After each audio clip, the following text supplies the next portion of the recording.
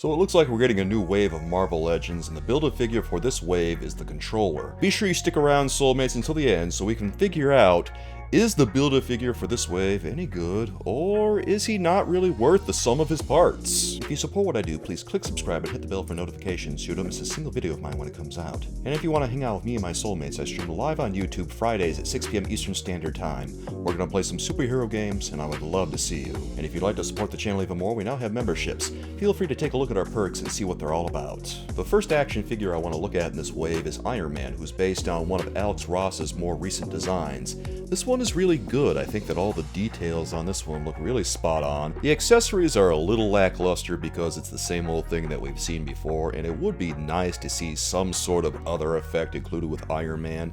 And also the articulation on the torso could use an ab crunch. I also want to see Iron Man with some butterfly joints because I always feel like we're just not getting him with butterfly joints, and I wonder if we're ever going to get him with butterfly joints. Next up is Herald of Galactus Thor, and this is one that I never really expected to see in a Build-A-Figure wave. This is another one whose sculpt I'm really impressed by. We've got a variety of textures all over the body, that chainmail feel, the leathery feel, the woven fabric feel. There's a lot going on in this toy. I'm not impressed by the head sculpt though. It feels like it lacks depth and it's really hard to read unless I'm looking right up close at it. Also, considering that this is Herald of Galactus Thor, it would have been nice to have something a little bit more bombastic, like wind blowing through his hair and huge lightning effects and just crazy stuff going on, because this one feels really subdued for what it is. Next up is Blue Marvel, and I'm really not blown away by this one. It feels like he's just another reused mold that's got a lot of stuff just painted on him, and he doesn't even have an ab crunch, it looks like. He's just got a torso articulation cut. The energy effects he comes with are pretty nice for representing his powers, but I wish there was a little bit more going on there than there was, like maybe they extended a little further than they do. Besides that, I do look at Blue Marvel and wonder where the graying part of his hair is, because if you Google images of Blue Marvel, it is very easy to find pictures of him with a ring of gray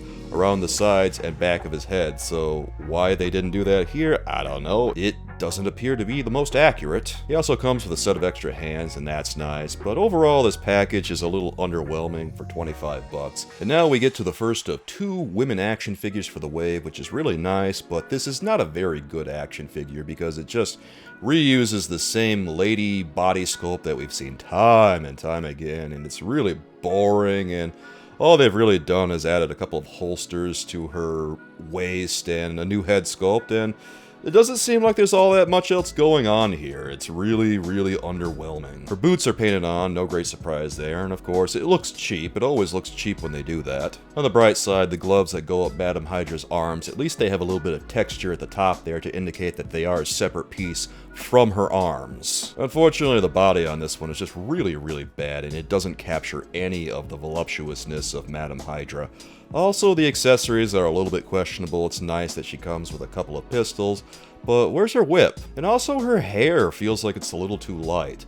I don't mind it being a shade of green, even though usually she's depicted with black hair, but a shade of green is fine. I just wish it were a little darker, like more of an olive shade, or at least much, much darker of a green than what we're looking at here. It feels like it's a little too close in value to her costume. Speedball is another underachieving action figure that uses its head sculpt and its shiny paint job to phone in the quality. This one I think is going to be really disappointing for a lot of people because so many of us were really hoping for a 90s style character, and here it is, and it's really not that good. All it has is Speedball all by himself, and when you look at him in the package, it's comical because he doesn't have anything. There's literally so much real estate in that package. He doesn't come with any extra hands, he doesn't come with any special effects, it's just Speedball, and they're charging 25 bucks for this guy. And besides which, it's on this body that's really unremarkable. The best thing about it is that it's got butterfly joints, and that's about it. It doesn't have the torso articulation like modern Marvel Legends do. It doesn't have pinless joints. Including no special effects accessories for this character is absolutely criminal, because if ever there was someone where you should include some special effects, it's this guy. This next Marvel Legend is the second, and I guess also third lady action figure in the line. It's Quake / Maria Hill, and I think that Hasbro thought they were being clever by including another head in the package that we could swap so that this one could be a completely different character, but I found this kind of offensive, because it seems to suggest that the characters don't really have their own separate identities, that you can just mix and match the heads on the same body and it doesn't create a fundamental difference between the characters. Something that struck me as really funny on this one is that the zipper on the upper body does not extend all the way to the waist, and that's a really weird oversight, but one of the byproducts of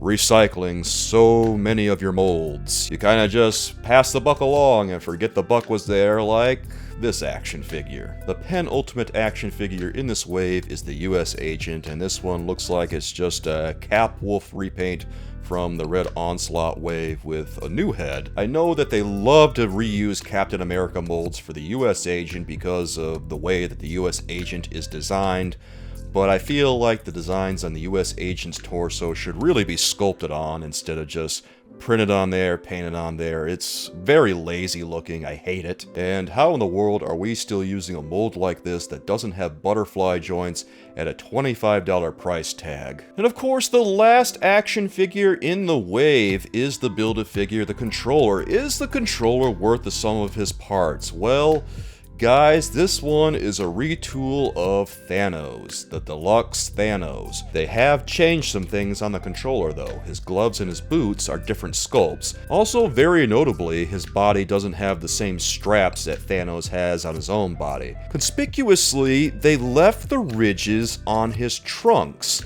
Now, the controller has folds on his trunks. He doesn't have ridges like that. Why they left those when they fixed everything else? I don't know, maybe it's just an oversight. Someone wasn't paying close attention on this one, I don't think. This one is pretty underwhelming, just like the Bonebreaker wave. And it's too bad, because you really want to get excited for these more obscure Build-A-Figure waves, but then you see so much recycling going on and increased prices across the board, and it's a bucket of cold ice, guys. Well, Soulmates, what do you think of this wave? Is this one that you're going to get, or are you guys going to skip this wave? Do you feel like the quality is good enough to go out and get these ones, or do you feel like with the $25 price tag, the quality just isn't there enough to justify going out and picking up all 7 of these? I don't know, guys. Let me know in the comments. I would love to hear from you what you think about this. I'll be back again soon with some more thoughts about new comic book toy news, and until then, with love me to you, bye-bye.